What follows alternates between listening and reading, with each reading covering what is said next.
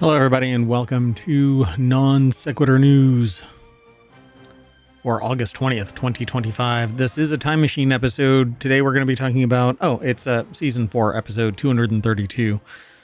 Today we're going to be talking about a plague near Lake Tahoe, YOLO, that F-15 ejector opportunity, legal burnouts down Main Street, MagSafe cloned for Pixel, oh snap, Powerball jackpot status, 47 songs at number 1 for 10 weeks, white noise beer brews faster, jelly ice, what the hell? Okay, anyway, radioactive shrimp sold in 13 U.S. states, and there's a potentially in this sentence. What the heck? Only in New York until it's not. That and a little bit of snark. Powered by ohmTown.com. Go over and sign up, sign in. All news, no noise, because all the noise comes from me.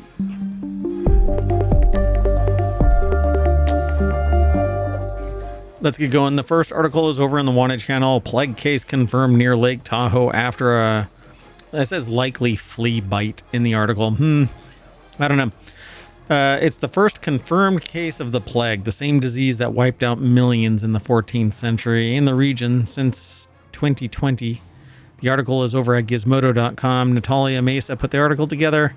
The plague is back. We already had the 2019. Well, it started in 2020, really, but it's COVID-19 is when it was discovered and really caught wind. The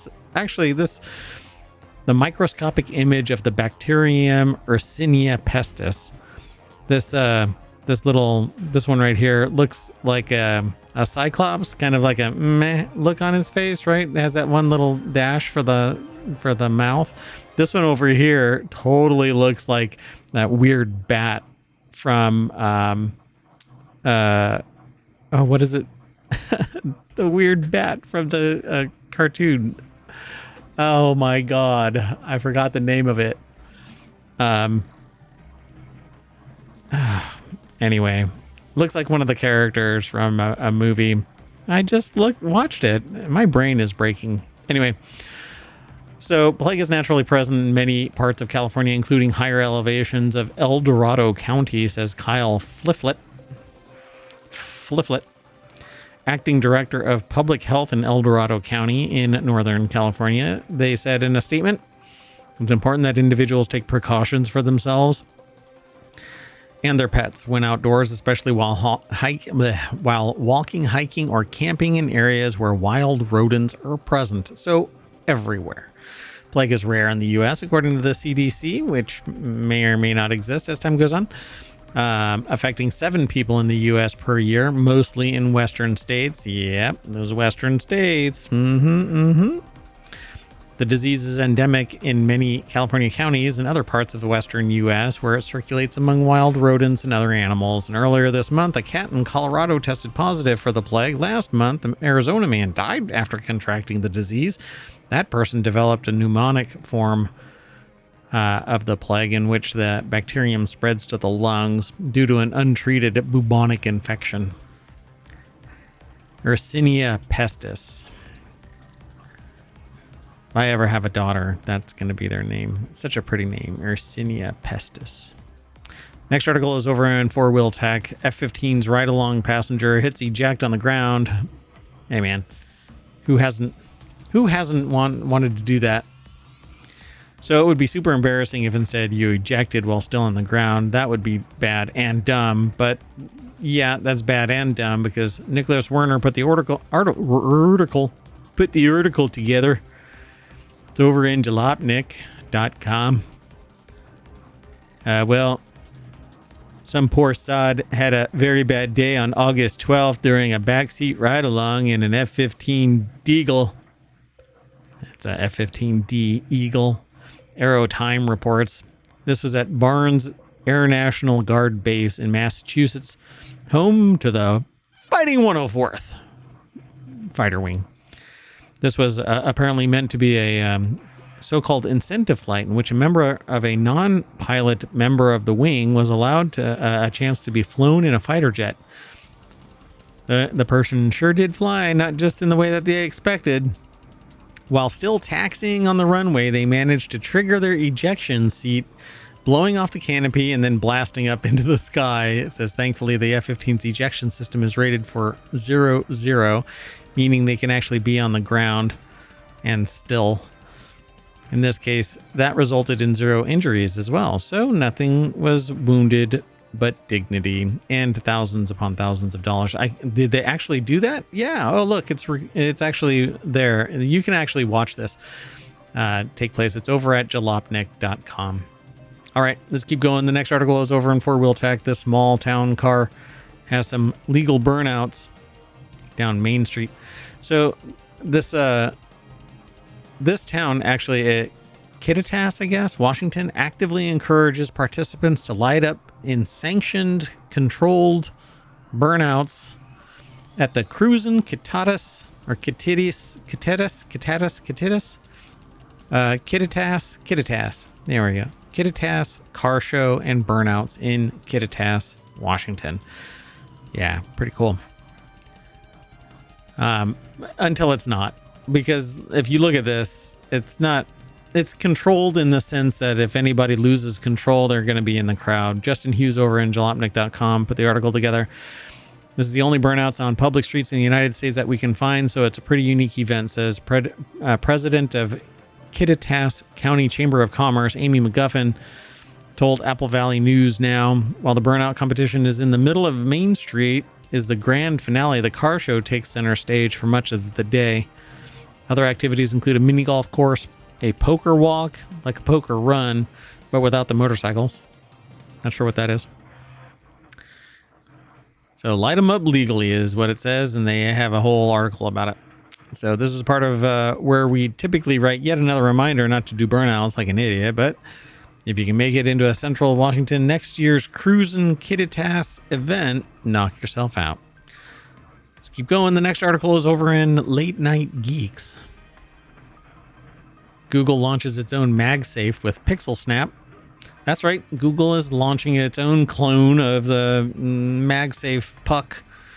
It's over at TechCrunch.com. Ivan Mehta put the article together. It essentially looks exactly like it. Google announced that its own version of MagSafe is going to be called Pixel Snap, which allows magnetic accessories to work with the newly launched Pixel 10 series of devices. The company's announcement comes nearly 5 years after Apple announced its own slew of magnetic accessories with the iPhone 12 in 2020. Yeah, so Pixel Snap, you can attach wireless chargers, stands, grips, much more to the Pixel 10. And it looks just like every other puck for charging and whatnot. Yeah. Oh well, Pixel Snap cases start at $50. Pixel Snap ring stand is priced at $30. The Pixel Snap charger costs $40. And the Pixel Snap charger... What? Pixel Snap charger costs $40. And the Pixel Snap charger, why does it have it two? One is $40 and one is $70. I think the stand and charger is $50 or $70. Yeah. All right, let's keep going. Next article is over in Rounders Gear. Powerball jackpot is richest prize in more than a year. Here's how to play for free. Wednesday's Powerball jackpot is an estimated $643 million. This is a time machine episode, so I know who won, and I don't have the winning numbers because the ethics for time travel don't allow me to benefit from the knowledge. It could create a butterfly effect, and that's how you end up, like dating someone you shouldn't or something like that. Anyway, Wednesday night's Powerball drawing is going to be, I don't know, $643 million. An online courier service is offering a free Powerball play to new users, and the odds of winning are 1 in 300 million, roughly. So since Powerball's last jackpot was upwards of $1 billion, the $1.32 billion prize was won April 6th, 2024. The jackpot has been hit 11 times. The richest was $526 million, won March 29th by a person in California. So they have a thing about free Powerball and whatnot, but go over to casino.org. Devin O'Connor put the article together. So The winner will have a choice of receiving a pre-tax jackpot of $643 million paid out through 30 allocations, or a one-time cash option of approximately $300 million, $290.6 million, but I round up. So I would only take the 643 million because, God, what would I do with 290.6 million in cash? I wouldn't know what to do. I would just sit there and stare at it, I guess. Scrooge McDuck, I guess. The annuitized option is dispersed with one immediate payment, followed by 29 annual payments that increase by 5% each year. Since Powerball's last jackpot was $1 billion. This is the richest, I guess, because it keeps getting one. All right. The next article is over in Non Sequitur News. It really should be like Smash or Trash or maybe Mix War. Those two shows are about music, but they're not live. Not yet. So only 47 songs have stayed at number one on the chart for 10 weeks or more. And here they all are. When you follow the link, you'll get taken over to Business Insider. Kelly Algram put the article together for Business Insider. And I won't go through all of these, but number one is You Light Up My Life by Debbie Boone. Physical by Olivia Newton-John. I want to get physical. And now I'm going to get DMCA'd. I Will Always Love You by Whitney Crack is Whack Houston. One Sweet Day by Mariah Carey and Boys II Men. I had to make the sign 2 men. I Macarena Bayside Boys Mix by Los Del Rio. And I'm going to scoot on down to number 45 and 46 and 47. Where are they? So 45 is a bar song already by Shabuzi, a bar song Tipsy. Luther by Kendrick Lamar with SZA. And Ordinary by Alex Warren. And I don't remember that song, Ordinary by. Was released as the lead single from Alex Warren's debut studio album, You'll Be All Right, Kid. All right, go and check this article out. It's over at Business Insider. Now I know why it was aggregated where it was. Okay, next article is over in the Wanted channel. White noise makes beer brew faster, scientists claim. Researchers found a surprising way to beer brew up to 30 hours faster than normal. Blast it with white noise. Yeah, Margarita Bossi over at Gizmodo.com put the article together. By the way, this was a theory of mine close to 8 years ago, something like that. I think that we are not utilizing sound in research quite enough. But researchers have discovered that playing a sound commonly known as white noise can shorten fermentation, arguably the most important step in brewing beer, by 21 to 31 hours without markedly changing the flavor. This could help breweries increase beer production without diminishing quality. So, how sound changes beer fermentation? Sound consists of two parts: pressure changes with areas of compression and rarefaction. The particle motion, where particles in the medium vibrate and pass that movement to nearby particles.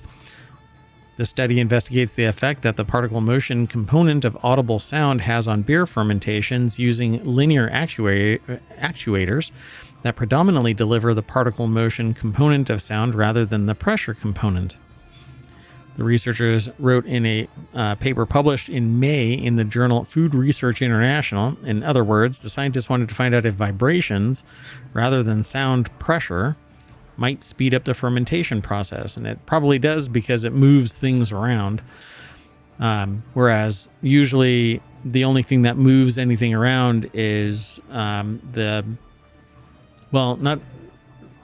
bubbles are created by the fermentation process, and that's how you get carbonation, and those bubbles filter through the liquid, the wort, and you end up causing some dynamic flow in there, and heat and cold areas do the same thing. But they say the application of sound stimulation increased the yeast growth by maintaining a higher concentration of yeast cells in suspension. So instead of, and that's the other part of this, is what I was going to get to was, it gets compressed over time. The yeast and its debris settles out. And so that can basically pause the yeast producing and converting sugars into alcohol. So the sound energy stimulated cellular processes and metabolic pathways, enhancing yeast growth and activity. This led to faster consumption of wort sugars and subsequent production of alcohol. That's what I was getting at. But importantly, did not significantly alter the flavor composition of the final beer. In fact, I would probably say that it's better, if at least more has a higher ABV. For the experiments, the scientists used white noise between 800 and 2000 hertz, delivered at intensities close to 140 decibels, so it was quite loud. A faster fermentation boosts production efficiency, allowing brewmasters to make more beer without sacrificing quality. So I brew beer at home, so I'm going to have to try this and see if I can do that with my fermenters. Let's keep going. The next article is over in the Wanted channel. Jelly ice inspired by tofu never melts. Jelly ice is jiggly, compostable gelatin that doesn't leave a watery mess. The article is over at gizmodo.com. Guyong Lee put the article together. Jelly ice is a jiggly, compostable gelatin that doesn't leave a watery mess. And I'm really curious about this stuff. In a presentation for ACS Fall 2025, researchers at the University of California, UC Davis, introduced jelly ice, a gelatin-based hydrogel that freezes and thaws without making a watery mess. Everything about jelly ice sounds like something straight from a child's imagination. Edible, reusable, compostable, and squishy, but jelly ice is definitely real. Crafted using advanced techniques in material science, initially developed for food preservation purposes, jelly ice could have a wide range of applications across shipping, biotech, and wherever a need for alternative form of ice. So inspiration for jelly ice began at a grocery store. The researchers were concerned about the hygiene of seafood display cases where meltwater was pooling from the ice stored inside to keep the food cool. While brainstorming solutions, they drew inspiration from frozen tofu, which stores water while frozen but releases it when completely thawed. Back in the lab, and after considerable trial and error, the team fabricated a gelatin structure that held on to water regardless of any phase change. So the recipe took several years to perfect, but the team now possesses a practical one-step processed jelly ice that's 90% water and can be repeatedly washed with water or diluted bleach, then frozen and thawed. The authors explained in a statement, below water's freezing point, jelly ice transforms into a more solid state that resembles ordinary ice. Let's keep going. The next article is over in the Hatch Ideas channel, which is all about business transformation. Walmart recalls potentially radioactive shrimp sold in 13 U.S. states. That's right. Walmart has recalled frozen raw shrimp sold in 13 states because federal health officials say it could have potential radioactive contamination. Cesium-137, a radioactive isotope, was detected in the area of shipping containers in a sample of breaded shrimp imported from Indonesia. The article is over at theguardian.com. It's from the AP, but yeah, I had read about this in various other places. Sorry about that. And when it was submitted into ohmTown, I thought that it was really interesting. The risk from the recalled shrimp is quite low, they said. Donald Schaffner says, a food safety expert at Rutgers University. Cesium-137 is a byproduct of nuclear reactions, including nuclear bombs testing, nuclear reactor operations, and accidents. It's widespread around the world. Trace amounts found in the environment, including soil, air, and food, or soil, food, and air. But they actually found this around where the shrimp were actually picked up too. So the FDA is investigating reports of cesium-137 contamination in shipping containers and products processed by PT Bahari Makmur Sajati, doing business as BMS Foods of Indonesia. U.S. Customs and Border Protection officials alerted FDA that they found cesium-137 in shipping containers sent to U.S. ports in Los Angeles, Houston, Miami, Savannah, Georgia. Yeah, all over the place. Anyway, they include the Great Value brand frozen raw shrimp. There's lot codes. It was sold in Alabama, Arkansas, Florida, Georgia, Kentucky, Louisiana, Missouri, Mississippi, Ohio, Oklahoma, Pennsylvania, Texas, and West Virginia. I need to look into something. Okay, we'll come back to that another day. The last article for today, August 20th, 2025, is over in the Mobile channel. This deadly bacteria was once only in New York problem, but now not anymore. Legionnaire's disease has sickened more than 100 people in New York City and killed 5. Climate change will push the bacteria to even more cities. Air conditioners have been working overtime this hot summer, from those tiny window units to the massive AC towers that serve the tightly packed apartment buildings in major cities. And while they bring relief, they also are the incubators for Legionnaires. So the article is by Dylan Scott over at Vox.com. Gosh, I hate it when I do this. I don't log in. Anyway, Legionnaires is basically growing inside things, wet, warm, air conditioning systems and vents and whatnot, and you can get it. So I'm just going to be pretty basic about it and just say that. Go over to Vox.com and check out the article. I wish I could say any more. Dylan Scott is the one that put the article together, and you could get this bacteria called Legionnaires. So anyway, that's it. I'm going to go cool off at the front page of ohmTown. Doink. And this is what it looked like on August 20th. And then we're going to shut down and do the 21st because I am woefully behind in my daily show. So we'll see you in a little bit. Bye-bye.